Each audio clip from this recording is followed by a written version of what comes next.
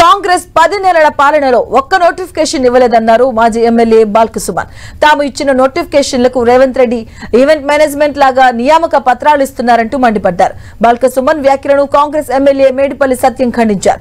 దేశంలో ఎక్కడా లేని విధంగా CM Revanth Reddy job calendar విడుదల చేశారని పేర్కొన్నారు.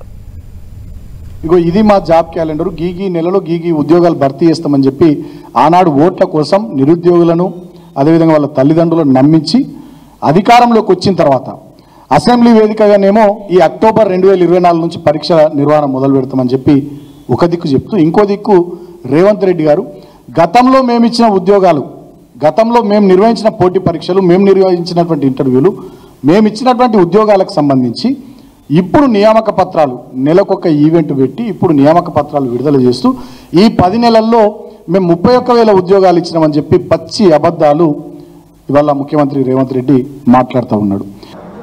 బానిస సుమన్ తెలంగాణ భవన్లో కేసీఆర్ కేటీఆర్ ఇచ్చిన అబద్ధాల స్క్రిప్టును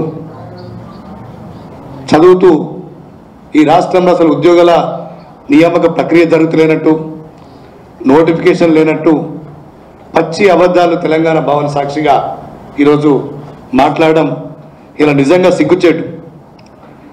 ఆనాడు బాల్కసుమన్ ఒక విద్యార్థి నాయకునిగా ఉండి ఉద్యోగాల గురించి ప్రశ్నించాల్సింది పోయి ఆనాడు ఒక్క నోటిఫికేషన్ అంటే ఒక్క నోటిఫికేషన్ లేదు. యూనివర్సిటీలు విద్యా వ్యవస్థ పూర్తిగా భ్రష్టు పట్టిపోయింది.